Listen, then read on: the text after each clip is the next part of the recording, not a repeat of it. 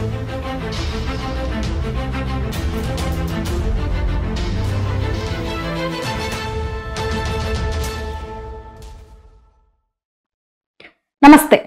కేంద్ర ప్రభుత్వం పద్మ అవార్డులను ప్రకటించింది. ప్రతి సంవత్సరం కూడా దేశంలోని వివిధ రంగాల్లో సేవలు అందించిన వాళ్ళకి కేంద్ర ప్రభుత్వం ఈ అవార్డ్స్ ఇస్తుంది.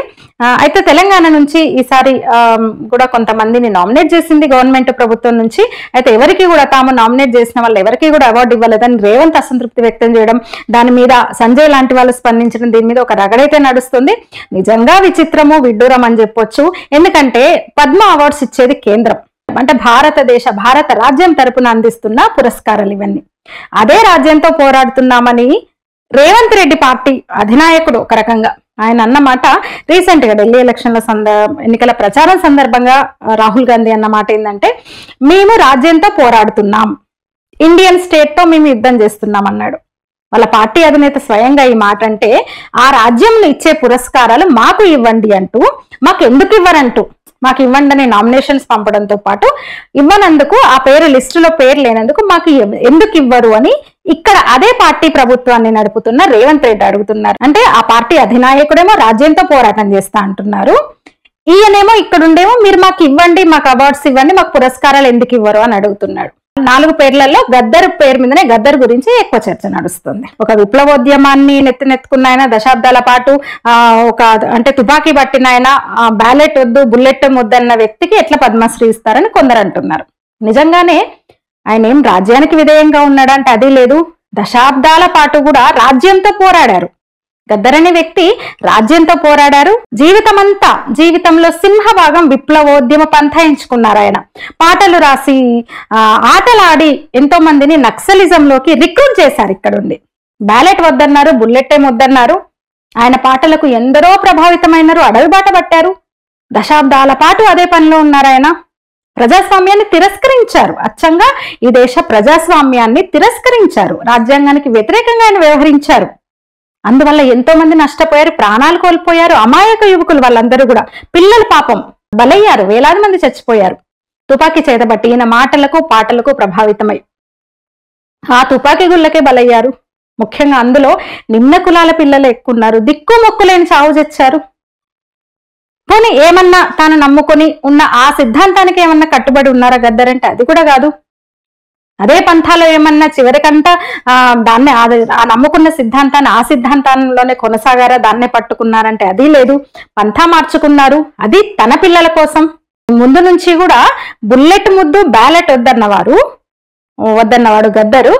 లేదు ప్రజాస్వామ్యమే గొప్పది, బ్యాలెట్ వద్దు అంటూ ఏకంగా రాజకీయ పార్టీలో జాయిన్ అయ్యారు. రేవంత్ గారు నవ్విపోదురుగాక నాకేటి సిగ్గని అసలు మీకు మనసేలా ఒప్పింది. ఇంకొక విషయం, రేవంత్ కు తెలుసు గద్దరుకు ఇప్పుడున్న కేంద్ర ప్రభుత్వం అవార్డు ఇవ్వదు అని, పద్మ పురస్కారం ఇవ్వదు అని. ఆ అవార్డుకు పద్మ రాజ్యం ఇచ్చే పురస్కారాలకు గద్దర్ ఏ రకంగానూ అర్హులు కాదని రేవంత్ రెడ్డికి తెలుసు. అంటే కావాలనే కేంద్రం మీద బురద జల్లే ప్రయత్నం. ఓట్ల కోసం ఆయన పేరు మీరు వాడుకుంటున్నారని అందరికీ అర్థమవుతుంది. ఈ డ్రామాలు ఓట్ల కోసం అని అర్థమవుతుంది. నిజంగా ఈ డ్రామాల్ని నమ్మే స్థితిలో దళితులు లేరు, ఎవరూ లేరు, దళితులు అస్సలే లేరు. ఎందుకంటే విప్లవోద్యమంలో దశాబ్దాలుగా నష్టపోయింది దళిత బిడ్డలు సార్. మీరిప్పుడు రాజకీయం కోసం 4 సార్లు ఆయన పేరు తలిస్తే ఓట్లయితే పడవు. పెద్ద అంబేద్కర్ విగ్రహం పెట్టారు గత ముఖ్యమంత్రి. ఇంకో ముఖ్యమంత్రి ఒక జిల్లాకే బాబాసాహెబ్ పేరు పెట్టారు. అంటే అంబేద్కర్ పేరునో గద్దర్ పేరునో మీ రాజకీయాల కోసం, మీ ఓట్ల కోసం వాడుకుంటే పడిపోయే స్థితిలో దళితులు లేరు. 2 ముఖ్యమంత్రులను ఓడించారు. అంబేద్కర్ అంటే అందరికీ గౌరవం ఉంది, ఒక వర్గానికే కాదు. కానీ మీరు ఒక వర్గాన్ని ఓట్ల కోసం వాళ్ళని సంతృప్తి పరచడానికి అంబేద్కర్ ని కొందరికే సొంతం చేసేలా మీరు రెచ్చగొట్టే ఈ రాజకీయాలు సరైనవి కాదు కదా. కొన్నేళ్ల పాటు రాజ్యంతో పోరాటం చేసిన ఆయన చనిపోతే ప్రభుత్వ అధికారిక లాంఛనాలతో అంత్యక్రియలు జరపడాన్నే ప్రజాస్వామికవాదులు జీర్ణించుకోలేకపోయినారు. అది రాజ్యాంగాన్ని, అంబేద్కర్ ను అవమానించినట్టు. ఎంతమంది సిఆర్పిఎఫ్ బలగాలు, పోలీసులు ఎంతమంది బలైపోయారు. అసలు సూటిగా రాజ్యాంగాన్ని, రాజ్యాంగ పాలనను ఒప్పుకొని రాజ్యం మీదనే యుద్ధం ప్రకటించిన ఆయనకు రాజ్యం ఇచ్చే అవార్డు ఇవ్వమని, పురస్కారంతో గౌరవించమని రాజ్యాన్ని మీరు ఎట్లా కోరుతున్నారు? అది గద్దర్ను కూడా అవమానించడమే అంట నేనైతే. అసలు ఆయన గత సిద్ధాంతం ఆధారంగా ఆయనను అభిమానించే ఆయన అనుయాయులు కుటుంబ సభ్యులు ఎట్లా ఒప్పుకున్నారు, ఎట్లా అంగీకరించారు, అందుకు ఎట్లా ఒప్పుకున్నారో అర్థం కావట్లేదు విచిత్రంగా. తర్వాత ఆయన విప్లవోద్యమాన్ని వ్యతిరేకించవచ్చు, బయటకు రావచ్చు, మీ పార్టీలో చేరవచ్చు, రామానుజుడి భక్తుడైపోవచ్చు, పాటలు రాసి ఆడొచ్చు కాక. మీరు ఎట్లాగ ఇచ్చారు కదా, మీకే ఒక కాంగ్రెస్ పార్టీ ఏంటంటే భారత రత్నలు వాళ్ళకి వాళ్ళే ఇచ్చుకున్నారు. నెహ్రూ, ఇందిరాగాంధీ వాళ్ళకి వాళ్ళే ఇచ్చుకున్నారు భారత రత్నలు. వాళ్ళ అధికారంలో ఉన్నప్పుడు కూడా కొందరికి పురస్కారాలు లిస్టు చూస్తే తెలుస్తుంది మీకు ఎట్లాంటిలోకి ఇచ్చారు. సరే, మీరు అధికారంలో వచ్చిన తర్వాత ఇచ్చుకోండి.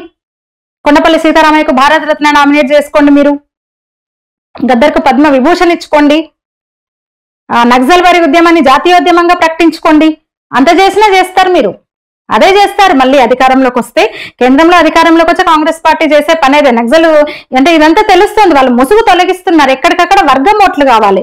కొన్ని రోజులు మైనారిటీ అపీజ్మెంట్ పాలిటిక్స్, ఇప్పుడు ఎక్కడికక్కడ రాష్ట్రాలను బట్టి కుల విభజన, కులాల మధ్య చిచ్చు పెట్టే ప్రయత్నము. భయం వేస్తుంది ఇవన్నీ చూస్తుంటే. నక్సల్ వారి ఉద్యమాన్ని జాతీయోద్యమంగా ప్రకటించే పని కూడా చేస్తారు మీరు. నా వీడియోస్ నచ్చితే లైక్ చేయండి, షేర్ చేయండి. సబ్స్క్రైబ్ చేసుకున్నట్టయితే నా ఛానల్ని ఇప్పుడే సబ్స్క్రైబ్ చేసుకోండి. నమస్తే.